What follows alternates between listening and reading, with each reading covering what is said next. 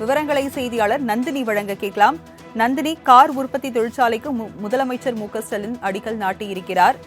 எத்தனை ஏக்கர் பரப்பளவில் இந்த தொழிற்சாலை அமைய இருக்கு? வணக்கம்.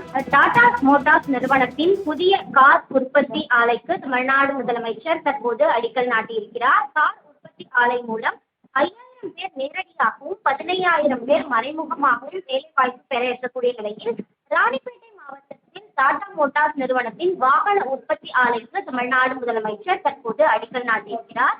புதிய தொழிற்சாலைகள் மூலம் இளைஞர்களுக்கான வேலை வாய்ப்புகளை அதிகரிக்க தமிழ்நாடு அரசு பல்வேறு நடவடிக்கைகளை மேற்கொண்டு வருகிறது.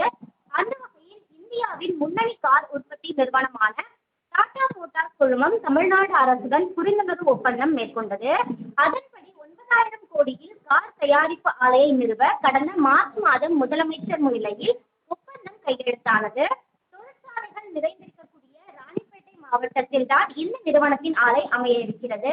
பணப்பாக்கத்தில் உள்ள புதிய சிப்காட் வளாகத்தில் தோல் தொழில் அல்லாத முதல் தொழிற்சாலை இதுவாகும் என்பதும் குறிப்பிடத்தக்கது.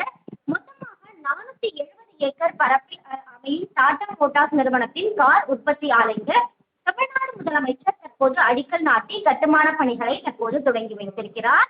இந்த கார் உற்பத்தி ஆலை மூலம் 5000 பேர் நேரடியாகவும் 15000 பேர் மறைமுகமாகவும் வேலைவாய்ப்பு பெற இருக்கக்கூடிய நிலையில் உள்ளூர் பகுதி மக்களுக்கு முன்னுரிமை அளிக்க வேண்டும் எனவும் கோரிக்கைகள் முன்வைக்கப்படுகிறது.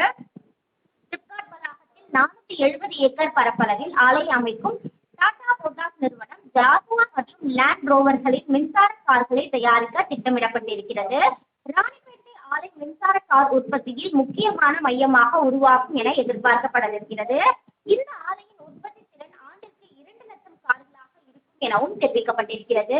அதில் 1/3 பகுதி ஜாகுவார் லேண்ட் ரோவர் மின்சார கார்களாக இருக்கும் எனவும் தகவல் என்பது வெளியாகியிருக்கிறது. 2026ஆம் ஆண்டுக்குள் பெரும்பாலான கார்களை மின்சார கார்களாக மாற்ற ஜாகுவார் லேண்ட் ரோவர் நிறுவனம் திட்டமிட்டிருக்கக்கூடிய நிலையில்தான் பணப்பாக்கத்தில் 400 கோடி ரூபாயில் அமையும் காலனி உற்பத்தி பூங்காவுக்கும் தமிழ்நாடு முதலமைச்சர் அடிக்கல் நாட்டுகிறார். இந்த ஆலை மூலம் 20000 பேர் வேலைவாய்ப்பு பெறுவார்கள் எனவும் தெரிவிக்கப்பட்டிருக்கிறது. அந்த வகையில்தான் ராணிப்பேட்டை மாவட்டத்தில் டாடா மோட்டார்ஸ் நிறுவனத்தின் புதிய கார் உற்பத்தி ஆலைக்கு தமிழ்நாடு முதலமைச்சர் தற்போது அடிக்கல் நாட்டியிருக்கிறார். இந்த நிகழ்ச்சியில் தொழில்துறை அமைச்சர், தொழில்துறை செயலாளர் உள்ளிட்ட தமிழ்நாடு அரசின் முக்கிய அதிகாரிகள், அமைச்சர்கள் பங்கேற்றுள்ளது குறிப்பிடத்தக்கது. விவரங்களை வழங்கியதற்கு நன்றி நந்தினி.